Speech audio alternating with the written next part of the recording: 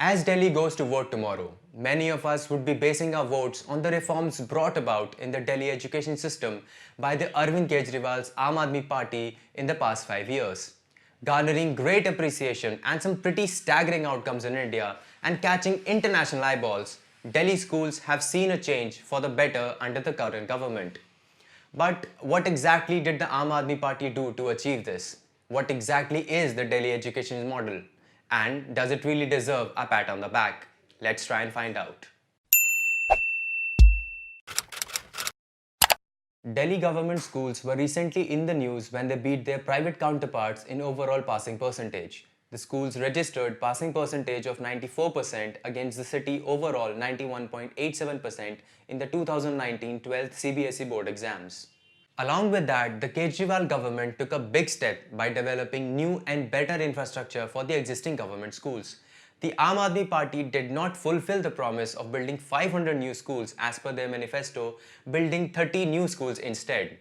Land shortage has been cited as the main reason for not building the number of schools they promised, according to Akshay Marathe, the media advisor of the Aadmi party. However, to match the deficit, 8,000 new classrooms were built in 30 existing schools under the Delhi government.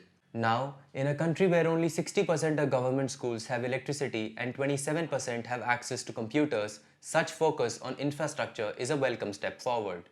That commitment is visible in how the Aadmi party leaders have spoken on infrastructure development. The blatantly sad situation of not having even desks to sit on and comparing themselves to private school students was a major concern we wish to resolve, said Manish Sisodiya, the Deputy Chief Minister of Delhi, who also handles the Department of Education. Atishi Marlena, the former educational advisor to the Aadmi party, further reinforced how the state of the school is directly related to the performance and the learning outcomes of the students. She's also spoken about how teachers, staff and students alike felt a sense of ownership and appreciation when they looked at their new improved schools, which motivated them to work harder.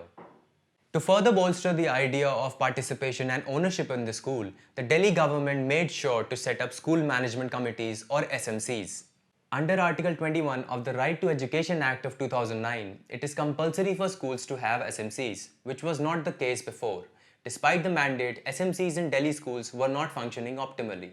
A school management committee is comprised of teachers and parents of the students of the local school who help in monitoring and maintaining the functions of the school.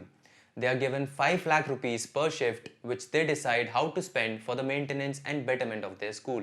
Apart from this, appointing estate managers for the school, regular training sessions and adding happiness curriculum and entrepreneurship curriculum to syllabi in school are some other steps that AAP took in the past 5 years to develop a robust education system.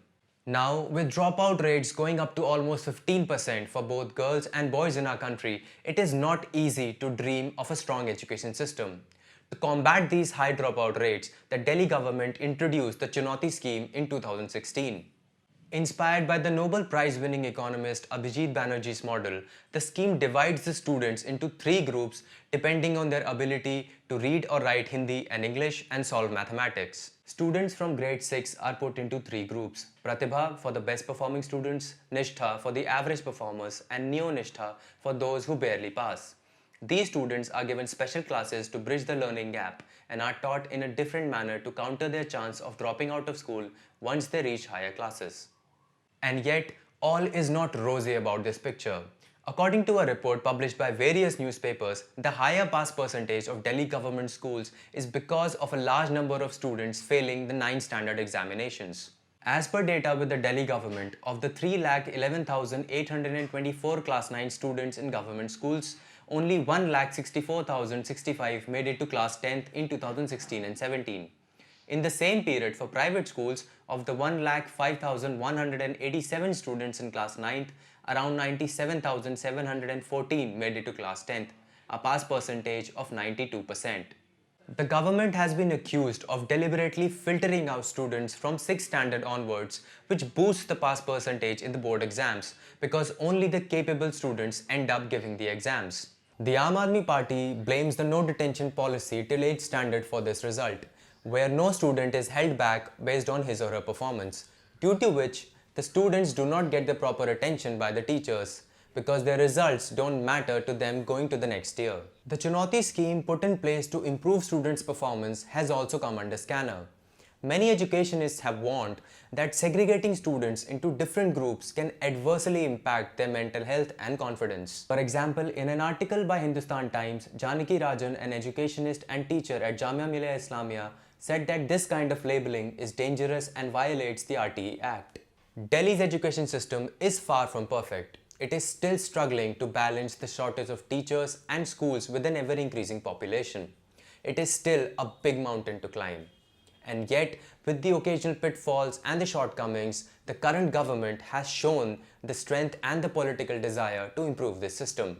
If the ability to learn from our mistakes, which we often preach to our young, is also imbibed by the government and the policy makers, we can truly hope to achieve the level of education in this country that we have been yearning for.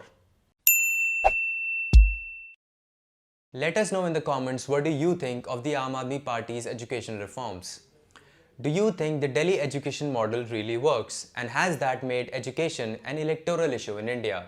You can follow us on our social media handles and visit our website for more such stories. The links are in the description box below. See you next time.